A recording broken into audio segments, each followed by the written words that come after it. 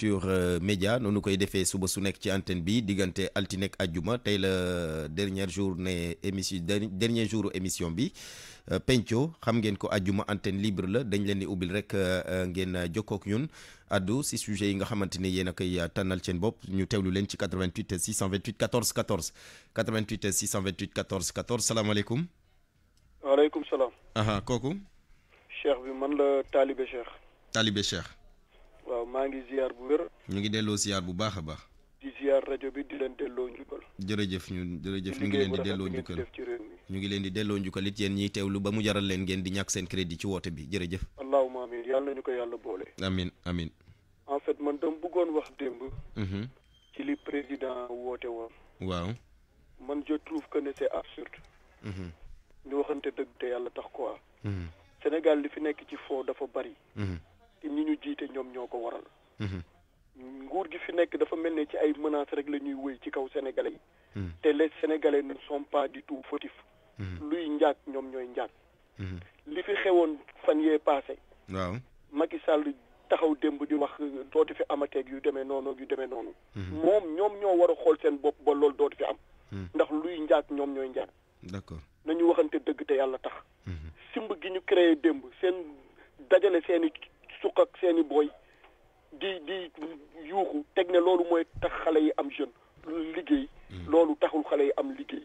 toog di génne say slogan naa génne ay milliards 9 ans yëpp taloo jeune bi toog jeunesse bi toog ba xaw ma ñaari at xaw ma ñetti at dese la. nga toog fii di nax sénégalais yi naxul sénégalais yi boppam lay nax. sénégalais yi foo yi bari na. sénégalais yi wax ji bari na. te lépp ñi ñu jiite ñoom ñoo ko waral. menace fajul dara. Macky Sall jurul kenn ci réew mi ba toog di ñu menacé li fi amoon dootu fi amati kan moo ko waral ba muy amaat ñoom ñoo war a xool seen bopp. moom moo taxawoon fii ne je vais réduire l'opposition à sa juste expression. tant que politique am boobu jógu ci li fi xewoon daf fiy xewaat. ndax Macky Sall moomul Sénégal.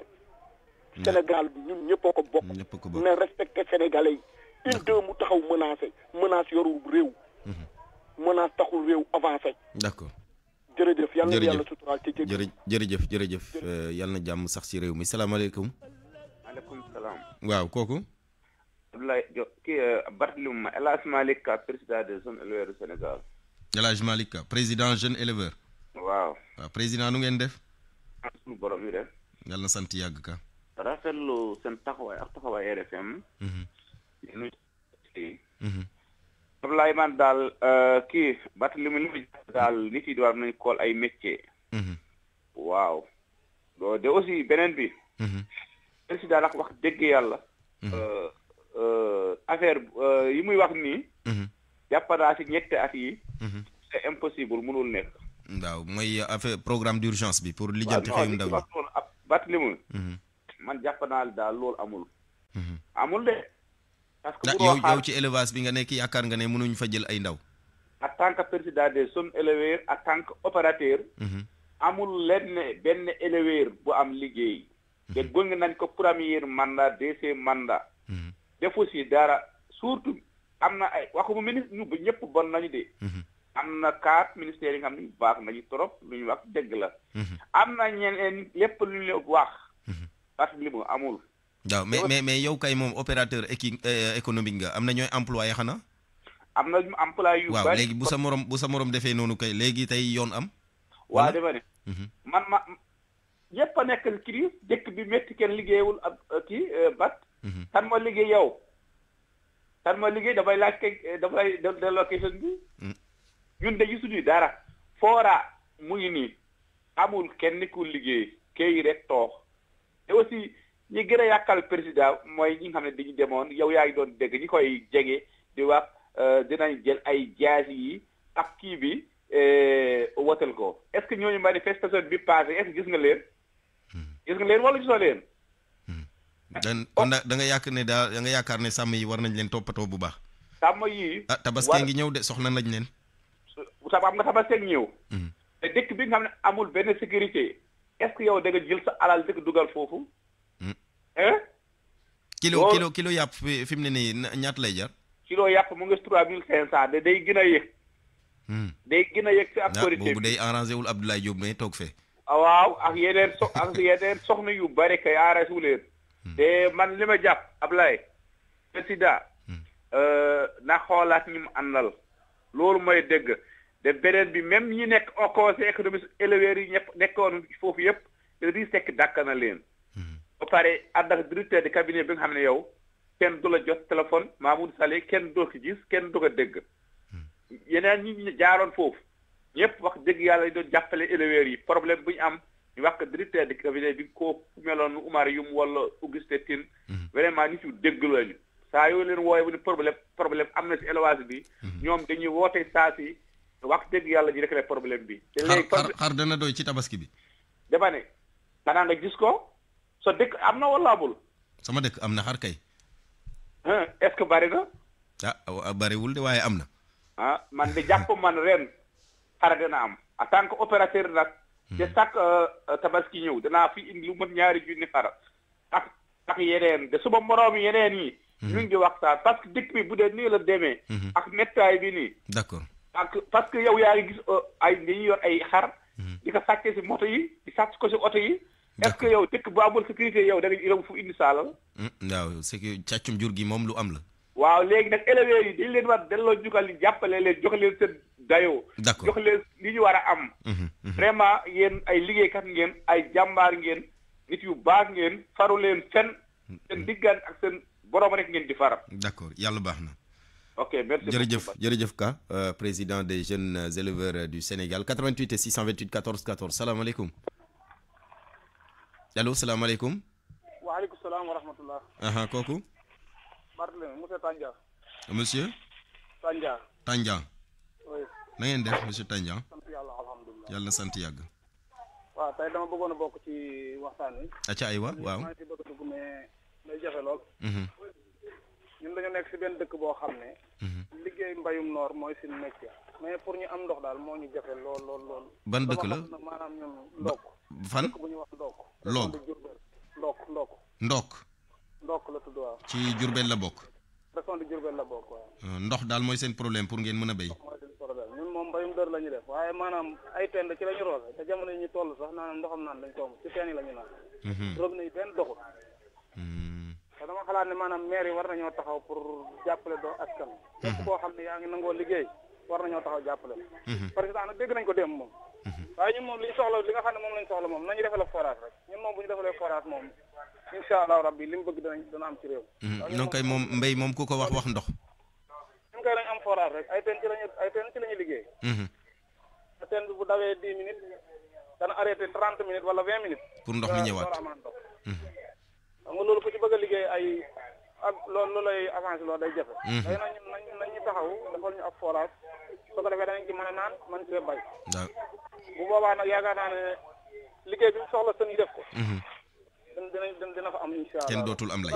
foofu moom dëkk moom boo fa demee amul kenn ku fa génn naan da ngay dem fenn ñëpp a ngi ci biir dëkk bi liggéey waaye amuñ ndox amuñ ndox suñu maire bi Xaadim Fall ku mel ne Xaadim Fall nañu taxawu neewoon na ndox ko dugal nañ seen kiw forage waaye ba nëgë ne gisaguñ dara d'accord Xaadim Fall ak soxnaam nañu taxawu ndox ñu am ndox muy lu am solo waaye ndox lañ gën a yittewoo ndox ngeen gën a yittewoo d'accord jërëjëf Tandia c'est vrai que collectivité territoriales yi moo xam maire yeeg conseil départementaux yi yaakaar naa ñoom it war nañu mën a jàppale nit ñi ñuy yëngu ci wàllu mbéy boo amee suuf moom ndox bu ci dollee ko rek daanaka la cay des dootul bari salaamaaleykum Barthélémy waaw Oumar Sow la Fuladu Oumar noo def sant borom bi julli si yonent bi tedd bi sallallahu alayhi wa sallam jërëjëf Sow gannaaw bi ma sant yàlla julli si yonent bi tedd bi di rafetlu liggéey groupe Futurs Médias di ñaanal vraiment El Hadj Assane Gueye ak équipe muy àndal du lundi au jeudi ñëw nga remplacer ko si bisu aljuma bi waaw man tey dinaa wax ci affaire Barthélémy wax dëgg yàlla man damay sant yàlla toujours di julli si yonent bi tedd puis xam ne carrément rajo bi dafay am solo trop puis vendredi ba le passé jooyoon naa fii affaire gynécologue hôpital régional bu Kolda ak ndimbalu état du Sénégal ak le président du conseil d'administration de l'hôpital du Sénégal le professeur Moussa Baldé le ministre de la santé affecté na benn gynécologue war na prendre service altine bii di ñëw loolu vraiment lu sant yàlla la effectivement ministère bi wax nañu ko fii voilà ministre xam nga loolu moom information loolu du wax loo xam ne ay waxu politique loolu lu am la cela veut dire El Hadj Macky Sall dafa nekk fii ak équipe boo xam ne dafa teglu askan yi lépp loo xam ne problème la jafe-jafe la buñ ko waxee ci rajo bi ak nu mu gën a kee laa la wax ñu ngi koy jéem a saafara ndax da xëyul rek sotti am na loo xam ne ku la ne lépp baax na da ngay wax lu la neex mais am na loo xam ne ñu ngi ci très bonne voie ñu ngi ñaan vraiment équipe di fi nekk ak El Hadj Macky Sall yàlla may leen xel ak xol mën a yeggal yéene bu mu amal ci réew mi Sénégal puisque mu ngi def lu mu ci mën foo leen tey si mbay mi laalo Barthélémy dañu waxante dëggee le professeur Moussa Ba di toogee ci mbay bi ba léegi ne laala Barthélémy dama conseil des ministres le président Koungheul Sénégal dafa féliciter son excellence mu ne ma vraiment campagne bu am ni musul am fenn léegi nag donc yu mel noonu li ma defoon daaw si campagne bi dinaa ko dolliwaat laa yu mel noonu laala pour campagne bi mucc ayib laala bu ngay le 60 milliards pour intrants yi pour matériel agricole bi soo biele fépp foo xam ne amul woon daaw dina amaat kii dañ ci kii amaat quant à wàllu sécurité nag loolu ñëpp a gis ne gendarmerie nationale ñaata xale la fas yéene jël ci sécurité bi la pour yokku sécurité réew mi donc nag nañu xam ne carrément état bi mu ngi liggéey lu mu ci mën laaloo si côté bu ne laaloo si côté bu ne si enseignement bi ak éducation bi rawat na si kii si wàllu may ñun de waa Fula wax dëgg la jooy ñu responsable professeur Moussa Baldé mu ngi taxaw askan fu mu ko war a taxawee laalo sans couleur parti laalo mu ngi def lu mu ci mën laal pour Sénégal dem kanam nañ ko ñaan yàlla vraiment yàlla dafa leen jàmm musale seytaan président tous les Sénégal El Hadj Macky Sall yàlla dafa ko jàmm ak njabootam yëpp amiin jërëjëf njiit réew mi de bu amee jàmm moom ñëpp am jàmm loolu moom lu dëggu la salaamaaleykum 88 628 14 14 salaamaaleykum waaleykum salaam Barthélémy waaw député Moussa Cissé waaw honorable na ngeen def sant yàlla Barthélémy ñu ngi nuyu seen correspondant Omar Ndiaye bu nekk Kaffrine waaw Omar Ndiaye waaw dégg nañu waa Kaffrine lu ñu wax par rapport ak nga xam ne ma wax ci turu Kaffrine li mu wax ak li waa Kaffrine wax diamétralement opposé en tout cas dégg naa muy tëri yoonu Nganda Kaffrine 36 kilomètres kese la dans toutes les régions de Kaffrine Macky Sall 36 kilomètres kese la fa def Omar Barthélémy mooy ki jël kàddu démb ci kanam ne ko amuñu lu ñu wax lépp gongo waaw dégg nga la waa Kaffrine wax ak moom la wax mais tey Barthélémy dafa xam lu ma farataal trop Barthélémy ci laa bëgg a ñëw ñun waa Kër Massar Parcelles Assainies Kër Massar Rufisque dafa am ay nit ñu fi ñëw di jaay suñu terrain yi di jaay seen terrain di jaay ay terrain yoo xam ne ay ASN moo ko jox waa population ba pare ñoom nag amuñ benn këyit di nax nit ñi di leen jaay ay terrain ba indi dafa problème bu rëy Barthélémy mooy Parcelles Assainies bu Kër Massar Parcelles Assainies Kër Massar Rufisque fexe leen ba ngeen defi reportage ngeen fexe ba gis population bi am na ay nit yoo wax terrain yooyu kan moo ko joxoon population yi waa SNHLM SNHLM moo ko jox population yi ak seen i këyit ñooñu nag ñoom ñu ne seen tool yi maam la woon xam nga rek sama mbokk yi bëgg ma tudd benn xeet kon na fa SNHLM ñëw boog li jënt SNHLM recevoir na démb collectif bi wax na ne moom amul benn problème ndax moom képp porté ko plainte moom joxe ne moom terrain yi da koo jënd titre foncier la jënd na ko jox na ko population bi léegi nag population Parcelles Assainies bii ñoom taxaw nañ tem suba ak jàmm woote nañ ci daje képp ko xam ne Parcelles Assainies Kër Massar Rufisque nga dëkk xoo ne li unité 23 ñu toog waxtaan ko fa dañu wax nañ ne tous les unités bu nekk ci Parcelles Assainies danañ dajale seen benn comité képp ku fi bëgg a tabax kër da nga wane këyitu SNHLM boobu la dañ la bàyyi nga tabax mais benn këyit boo mën a gis ne doo fi tabax léegi nag ñi nga xam ne ñu leen ay nax di jënd kër Parcelles Assainies gii nee ñu am këyitu SNHLM koo ko ci amul sànni nga sa xaalis population bi lay waxal am na ay client ay sàcc yuy jaay fi ay terrain yoo xam ne moomuñu ko tey nag procureur woo nañu sax ñun collectif bi woo nañu léegi Rufisque procureur bu Rufisque woo na collectif bi xam nga lu mu ñuy doyee mais ñu ngi koy woyu ju nii Rufisque mais population bi képp ko fi jënd terrain te SNHLM jaayul la ko amuloo kayitu SNHLM perte nga ñun taxaw nañ tem kenn du fi tabax te amuloo kayitu SNHLM ku am kayitu SNHLM dañu la wacce nga tabax ku ko amul population bi taxaw ne doo ko fi tabax jërëjëf Barthélémy jërëjëf honorable Moussa Cissé député wax nga dëgg loolu nag moom coow lay jur waaye lu ci mën am rek SNHLM il faut que mu wàcc wax ak ñooñu nga xamante ni ñoom ñooy jaay terrain ya ñu xam exactement ci lan njaay moomu ci lan la tegu du ñàkk solution am na ndegam woo nañ leen ca Rufisque bu ngeen demee waxtaan xëy na it di ngeen amee début solution salaamaaleykum. asalaamaaleykum. waaleykum salaam. ñu ngi nuyu Sénégal yëpp. jërëjëf. di la nuyu. xaadimul xuraan. wa xalifatul muslimin di nuyu ñëpp rek ala kulli xaal. dégg nañ li président wax démb. di ko ci ñaanal yàlla tamit ndam. te sénégalais yi itam respecté ko wax dëgg yàlla jox ko cër moom itam mu gën a bàyyi xel sénégalais yi daal. ci fi ñu gën a bokk muy daara ji. ak béykat yi. daara ji nag. na xam ne daara yelwaan yi moo tax ñu naan daara ñoom ñooy problème mu li affaire daara yi. ñoom tamit ñooy barrage yi te ñoom ñooy solution yi. di ko waatal ci yàlla ne li fiy baax ci diine ak li fiy solution ak li fiy yaru yëpp ñefekat yi ñëpp ci ñoom lay jóge ndax njàngum alquran du caa gën tari rek de daara yëpp nag ñoom ñoo baax ci réew mi daara yëpp nag laa wax manière générale waaye daara yelwaan yi nag ñoo mën a produire góor piir jàngum alquran du tari kese déedéet gëm la jikko la liggéey la te am na nu ñuy caaxaane tuuti rek ay yaafuus mën na di génn ci yenn daara yi tànni wu ma kenn xeer nag di ko wax ne lépp lum ñu mën a defal ñun daara yi ndax secrétaire général Adama Seck ñu ngi koy sant di ko gërëm ci yenn taxawaay yeeg message yi mu jàllale yeeg bëgg am audience ak moom waaye nag li mu wax na président xam ci nguuram la daara gën a am coono daj ne ci nguuram lu mburu dajul lu fëriñ lu mburu dajul ci tuur loolu na ko xam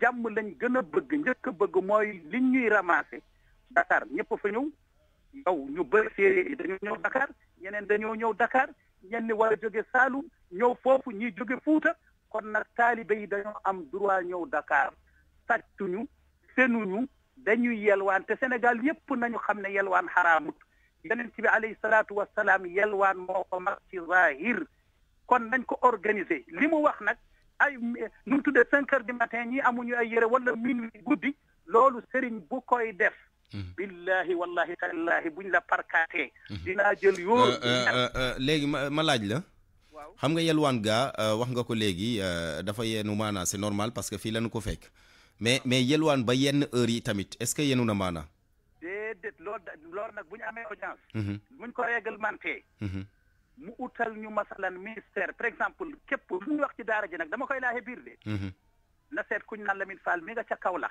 d'accord wala Mouhamed Diouf wala Moukhtar Sarr di respecté fédération parce que yenn saay tamit damay gis xale yi li ci mbedd mi li ko dalee 5 heures du matin ba 21 heures 22 heures wala sax lu ko ëpp ba talimi xam nga 5 heures du matin taalibi bu koy yelwaan sëriñam jàngalewut waaw sëriñam du nit li nga wax la rek il faut que ñu organiser waat ko waaw maanaam bu fekkee am na laa wax de nan kay dama koy gis su may xëy si fii 5 heures du matin taalibi bu koy yelwaan sëriñam xam na ne mi ngi tilimal diine mi ngi tilimal deram moom mi ngi fontoo sénégalais yi am na ci loo xamante ne bi nag dañ koo war a faj mu wër parce que yelwaan dafa am heure parce que dafa am heure bu loolu kii yee rek am nga rek da ngay bañ ñenn ñi yàqal ñeneen ñi déedéet man ci li ma bëgg a wax man Sénégal yàlla dafa ma may damaa xam Sénégal tey waaw man dama am Souleymane li damaa xam dafa am lu ma yàlla may ma xam ko ci Sénégal am na wax yu ma fii wax amul kenn ci Sénégal ku ko mën a teppi loolu maa ko wax Sénégal nag sénégalais yi ñoom itam nañ may Macky Sall sans benn at Macky Sall mën na fi def dabaatal fi lu bëree bëri 3 weer rek laa wax kon nag bu fekkee wax na lu baax ñoom itam woo na Sénégal nañ rafet njort na ko seet nag waaw nañ ko wuyu te yéen ñëpp ngeen dimbale ko bu jaaree yoon maa ngi woo Sénégalais yëpp nañ ko jàppale bu jaarul yoon na ko Sénégalais yëpp masalan woon ginnaaw mais lii ñenn ñi di wax nag waxu politicien la waxu kuy yàq la man mosuma ànd ak Macky Sall ba abadan waaye nag wax dëgg yàlla bu jógee bëgg a góorgóorlu dañ koo war a dimbale te billahi bu mayee daara yi jàmm dinañ ko ñaanal Sénégal di ci kanam mbéy mi nag bu bëggee emploi liggéey bi du caa gën fii gis nga àll bi mbéy mi fii rek mun na yore Sénégal ñu organiser ko càmm gi ba nit ku nekk lépp looy liggéey suñu politiciens yi mënuñu ko parce que santage yi mënuñu ko laa wax suñu politiciens yi mënuñu liggéey nañ jàngi liggéey mënuñu ko école bii ñuy wax tey nga xamante ne bi tey buñ ci jógul waaw ñu gàttal rek waaw d'accord waaw jërëjëf leer na jërëjëf Khadimul Quran monsieur Ly 88 628 14 14 salaamaaleykum allo salaamaaleykum asalaamaaleykum. waaleykum salaam kooku. Barthélémy ñu ngi lay ziare ba. ñu ngi delloo siyaar bu baax a baax. As Thiam la Kaolack. As Thiam waaw na ngeen def Thiam. ñu ngi ziare bu baax a baax di ziare Sénégal yëpp. jërëjëf mbaa Kaolack tàngul. tàng na bëccëg gi mais guddi gi dinay feex. waaw guddi gi day feex waaw baax na. waaw mais ñu ngi ziare ñëpp. vraiment di rafetlu appel yi président Macky Sall bi. di wax ne lu ñu rafetlu la. xëy na bii dafa fës. mais ku ne xam ne président Macky Sall yàgg naa dimbale wàllu càmm mbay ak mboolem koo xam ne nii dara ñoru la lu muy liggéey. wàllu emploi ku ne gis na lim ci def. man mii di wax ak yow ci wàllu élevage laa yëngatu. subvention bi muy def aliment bi. aliment bétail bi. de même que aliment ginaar yi. amul benn président bu ko mës a def ci réew mi. ndax bu Tabaski waaju jot ku ne gis nañ nangami tonnes yi muy jënd di ko dimbalee mboolem yarkat. kon kooku dañuy wax ne appel bi dafa fës rek mais lu yàgg taxawu askani Sénégal la. ku yàgg taxawu jeunesse ci Sénégal la. kon maanaam daal ku xëy jox la ndékki bu la diggee añ nga war ko mën a gëm. tamit dëgg gu wér. vraiment man boog li may gis mu koy doxee. amul benn président bu ko mos a doxal ci réew mi. kon kooku vraiment ñun dañuy ñaan li nga xam ne moom la yéene Sénégal yàlla yeggal ko. beneen bi mooy ku wax weeru koor wax ndimbalante. ku wax weeru koor wax jàppalante ak askan wi. ku wax weeru koor wax yërmande. ku ne xam ne président Modou Ndiaye Rahma. mi ngi taxaw askani Kaolack. te xam ne mu ngi ku jege population Kaolack. man damay wax ne buñ amoon juróomi mel ni moom ci Kaolack. mbébét yi président Macky Sall am ci réew mi lu ci bëri dina wàññi. ndax ku jege askanam la ku taxaw askani Saalum la. beneen bi mooy wàllu transport bi. accident yi ku ne gis na yoon yi nu mel fan yi ñëpp bokk ne naqarlu ko. kon li ñuy wax mooy chauffeur te ne def ndànk. tali nag bu baaxee souvent lii lay jur. parce que système bi am Sénégal jamono bi moo ne Europe. tali ñoo baax toujours rek noonu lay demee. mais jamono yi nga xam ne tali yi bon na accident yi daaw ko dégg nii. kon ñu wax ne président Macky Sall def na lu bëri ci réew mi. d'accord mais ku ne dégg na Pape Babacar Ndour mi nga xam ne mooy jiite transport bi wax ji rafet ji ci wax démb ak barki démb. kon man daal li nga wax mooy nit ñi ne def ndànk. ñu jàppalante askan wi dimbalante ak ñoom di wax ni président Modou Ndiaye Rahma di def fii ci Kaolack. d'accord ñun de ku ñu rafetlu taxawaayam la. jërëjëf vraiment ku taxaw président Macky Sall. d'accord ñun daal amul lu may gërëm ko. sant ko di gërëm ñëpp di sant ñëpp. jërëjëf ku def lu baax it ñu wax ko ñi mën nañu dimbale ñi nga xamante ne seen loxo jotul seen gannaaw rawatina ci jamonoy weeru koor bu tedd wi dañ ci sàkku dimbalante ku mën daal te am ko nga yéene ko sa morom salaamaaleykum. waaleykum salaam wa rahmatullah. kooku. Barthélémy ñu ngi lay nuyu di la ziar. ñu ngi lay fay di la delloo ziar bi. di rafetlu waxtaan ni mu tëddee. jërëjëf kooku. bon dama bëggoon wax ci wàllu accident yi rek. waaw acca aywa. ni muy demee ndax boo seetloo daanaka accident bu fi am. nombre de morts tali daanaka day jéggi dayoo. aussi dina am ñeneen ñoo xam ne dañ ciy jëlee ay blessures yoo xam ne ni. mën nañ ca jaare paralysé. voilà mën nañ cee jaare paralysé nga xam ne noonu même pas yow boo décédé wutoo. yaa ngi dund goo xam ne ni li ñuy wax dund wereyaan. mu metti lool. gouvernement bi war cee jël ay solution régler ko définitivement mu jeex parce que accident yu ci bare bari dara waralu ko lu mooy corruption bu metti bi rek. Barthélémy na nga yor sa oto ci péage bi parfois oto romb la teg bagage boo xam ne nii rek daanaka da ngay koy séen ca kaw. wala si loolu même li ne si biir oto bi ci bagage daanaka dafay bëgg a tolloo ak li nga xam ne nii moo nekk ci kaw porte bagage bi. te en tout cas am na ay agence yoo xam ne dañ leen a teg ci yoon bi pour ñu war a régler loolu da ngay gis mu ñëw ci agence ñu arrêté ko quelque temps après oto boobu daf lay dabaat mel ni rien n'était.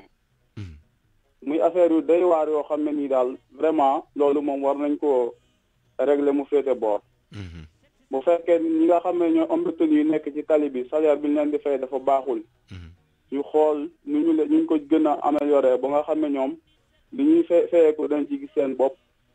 bu ko defee ñu mën a sàmm seen dignité gérer transport bi mu normal mais fi mu nekk transport bi pëccëxoo gi ci nekk dafa jéggi dayoo trop trop baaxee la min ñu wax ko ak ñu ñàkk koo wax waaw. Gora Khouma wax na ko nee na li mu bëgg il faut ñu amal les assises du transport. boole ci mboolem secteur yi alkaati bi autorité yi dawalkat yi ñi moomee oto yi ak ba si sax client yi seen bopp. waaw parce que lépp day dellu si waat ci gouvernement bi rek. parce que gouvernement bi agent yi nekk ci tali bi moo leen ci fekk. bu dee wàllu visite bi ñoom ñoo koy joxe. di technique boo demee tey presque dañ koy waxaale comme kuy jënd marchandise. am na ay nit ñu fa nekk ñoo xam ne da ngay ñëw carrément ndax da ngay arrangé ndax da ngay dugg normal. léegi nag ku fexe nañ bu wut ay machines yoo xam ne ñoom ñoo war a régler visite technique bi. machine boobu li mu gis nga ne ko par la force lii moom yow doo ko gisal. maanaam yow teg sa bët ki liñ la war a jox ci suuf rek yooyu yow war nañ koo joxoñ baaram quoi. loolu de sax dafa baaxul parce que ñëw arrangé mu leer la ne yaa ngi ñibbeeg oto buy soox sa sécurité mu ngi ci. waaw parce que bëgg lu yomb rek bëgg lu yomb te aussi agence bi nga xam ne moom ngay fekk ci kaw tali bi parfois da ngay ñëw moom mu def lay tooñ ba pare bindal la attestation boo xam ne la mu lay bindal ak la nga cee def sax du bokk. ñun ñi nga xam ne ñoo nekk ci kaw tali bi di dawal. loolu xam nañ ko bu baax wala ñu am ay njaboot goo xam ne ñoo ne ci kaw tali bi loolu lu ñuy dund la. am agression bi ci kaw tali bi moom foo ko takk rek passé na foofu. d'accord jërëjëf. waaw jërëjëf yaakaar naa secteur la boo xamante ne également war nañu ko càmbar ndaxte accident yi moom mara de tali bakkan yi ciy rot bari na lool ñi ciy jëlee ay gaañu ba mujj sax dootul mun def dara ci seen restant vie. maanaam liy des ci seen i dund dafay jéggi dayoo it salaamaaleykum. maaleykum salaam. kooku. Madior Dieng la depuis Thiès. Madior Dieng na ngeen def Madior. ñu ngi rek ñu ngi ci jàmm bu baax Thiès. ñëpp a ngi ci jàmm. jërëjëf Dieng. waaw di remercier président de la république parce que affaire bi mu def démb wax dëgg yàlla. gis naa ne am na espoir bu mu indiwaat ci jeunesse bi. waaw di remercier rek le ministre de l'intérieur. qui est un musulman pratiquant Antoine Félix Abdoulaye Diome dëkk Xombal jànge Xombal xam nga après comme Xombal amoon lycée mu def seconde lycée Malick Sy après dem Dakar ba yàlla def li mu def mu xam ne doomu Bawol pur la ñu waa Xombal plus pratiquement région de Thiès ñoo xam ne kii seen doom la et puis c'est un homme intègre koo xam ne wax dëgg yàlla liggéey rek la xamut leneen xam nga di wax nag waa région de ak waa Sénégal ñu jàppale ko xam ne c'est un technocrate nit koo xam ne la xale boo xam ne ko jàppale mën na c'est un bon mën na yóbbu Sénégal fu mu mën a dem. D'accord. waaw gis naa ne il a besoin de soutien moo tax actuellement nii ñu wax Xombal gépp ak Sénégal gi yëpp ñu ànd jàppale Antoine xam ne c'est un xale boo xam ne daal sax bëgg na Sénégal te fas na liggéey doxul ci ay caaxaan.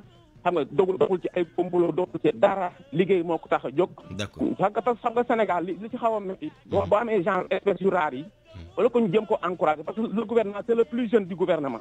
donc il a besoin d'encouragement parce que li ko fa yóbbu compétence moo ko fa yóbbu. kon Sénégalais yi dañ ko war a jàppale pousse ko xam ne xale bi ko jàppale mu dem. d'accord xam nga parce que ñun dañuy wax génération kii alternance générationnelle.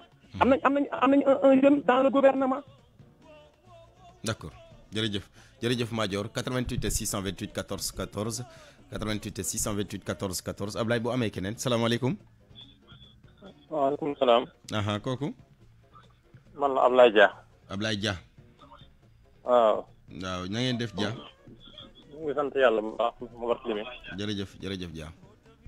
waaw ñun li doon président def démb. dañ ñoo rafetlu bu baax. waaye def ñoo xaw a jaaxal. wax damaa xam ne ñun waa kaw ji. su fekkente ne bërëb bi nga nekk amul courant. amul téléphoné. ñun ñu war a jàng tax duñu jàng seen. boo fa nekk da nga leen di dimbali loolu daf may jaaxal koy jaar ba dimbali leen. ban dëkk nga nekk. ñun ñu ngi département Linguère arrondissement Barkédji dëkk bu ñuy wax Jagali. Jagali waaw. muy Jagali waaw arrondissement Barkédji. waaw. allo. oui waaw nga ne Jagali arrondissement Barkedji. arrondissement Barkedji département Linguère. région de Louga. Linguère ca Aly Ngouille Ndiaye. waaw. waaw. lu ñu gën a métti sax Aly Ngouille Ndiaye moom suñu dëkk la dëkk. ma nekkoon ci Koungheul bi. ñu dem ba ñu yaakaar leen nga am waaye ba tey xoolal tey musuñu ko am. dëkk bi war a am na 2,4 membres électeurs. depuis Abdou Diouf ba Senghor ba Ablaye Wade ba Macky Sall dara zéro. boobu ba léegi yéen a ngi jooy courant. yàlla xam ne ñun daal chaque président xam nga lu mu ñuy may. benn ndomb mu dem yoonam Ablaye Wade lu mu ñu may mooy dispensaire mu dem. Macky Sall may ñu antenne réseau ubbiwul sax mu ngay waaj a dem. Abdou Diouf may ñu benn forage mu ngay dem moom dem na. forage ba doxatul. mu ngi dox. mu ngi dox waaye dox bi amul ndax mun ta roose benn tool mu la gis. allo. loolu la Ablaye Dia moom ligne bi dafa coupé waaye message bi leer na courant lay jooy ngir foofu la ca Jagali la nekk ci département nekk ci arrondissement Barkedji département bu Linguère Ablaye ñu jël kenn laata ñuy yëkkati waxtaan wi salaamaaleykum allo salaamaaleykum waaw kooku yegsiwul 88 628 14 14 salaamaaleykum allo salaamaaleykum. waaw Barthélémy. waaw kooku. man la Moustapha Diakhaté maa ngi wootee fii ci commune Koul. Moustapha Diakhaté commune Koul dëkk guy suux waaw. du Moustapha Diakhaté bee laa ko tegoon di. non Moustapha Diakhaté ba mbokk bii turandoom la quoi. waaw non sama mbokk la ñoo bokk ñu tudde ñun ñaar suñu Modou Moustapha lañ ñu tudde. macha allah macha allah. man dama am benn problème boo xam ne dama ko seetlu fii ci commune Koul am nañ 105 villages. ñun non seulement bay ak sàmm lañ xam mais tali bi nga xam ne moo fa nekk. muy raanaa Baba Garage bi nga xam ne moo jógee Ngaye ba Bambey. bañ juddoo nga tey ñu ngi koy jàmbat at mu jot mi digg ko mais kenn mus koo defar. léegi nag ñu boole ci jur gi ñu yoratu néew ñun bay ak sàmm lañ mën a am. léegi nag fan yi passé dafa am sàcc yoo xam ne dañuy topp dëkk yi di sàcc xar yi. xam nga ku ñëw sa kër 2 heures du matin sàcc say xar yor nga. Moustapha sa téléphone bi am na bouton bu ci bësu de allo. non pourtant. dafay jékki-jékki di siffler. dafa nekk ci salle bi. waaw. léegi. waaw 2 heures du matin ak 3 heures du matin. Moustapha dañuy obligé couper parce que dafay siffler mënuñu dégg bi leeratul waaye jàppale ne daal ci commune bu Koul la doon woote commune bu Koul nee na am na téeméeri village ak juróom yu mu wundu. te ba fii daal ci wàllum mbéy ak sàmm la ñuy yëngu bëgg nag ku leen jàppale ci wàllum yoon yeeg yooyu ndaxte neex na it nga béy ba noppi la nga amee ca mbéy ma nga mun koo transporter gaaw yóbbu ca marché ya loolu dafay baax trop waaye bu bëggee yàgg ci sa loxo rek boo moytuwul leneen am ci mun na bakk wala yeneen yu ko demee ba tax na mu doon sàkku rek ndimbal ci autorités yi ñu jàppale leen moom Moustapha Diakhaté di suñu auditeur bu mujj doon wootee ca Koul. ñu ngi koy gërëm naka noonu it gërëmaale ñi nga xamante ni ñoo fi woote yëpp jox ñu seen xalaat ci thèmes yi nga xamante ni noo ko tànnal seen bopp gërëm ñi teewoon ñi toogoon di ñu teewlu ñu ngi leen di gërëm bu baax a baax jërë ngeen jëf ñaan yàlla may ñu kendal ak jàmm nañu ñaan rek réew mi ne ci jàmm ñu bëri wax nañu ko fii yéene Macky Sall moo di lijjanti xëy ndaw ñi na ko ñëpp gunge su ko defee rek la mu mébét ci Sénégal mu mun a antu ndamal réew mi lay doon ndaxte moom mi jiite réew mi bu amee ndam rek ñëpp danañ ko sentir waaye nag bu ñu demee ba safaan ba bëgg a am moom ñu xool lu ñuy def ak moom jërëjëf Abdoulaye Diop mi faree woon ci machine bi gërëm Yacine Pouy ci xarala gi ci kàddu gi Barthélémy Ngom mbokk yi jërë ngeen jëf yéen doog jàmm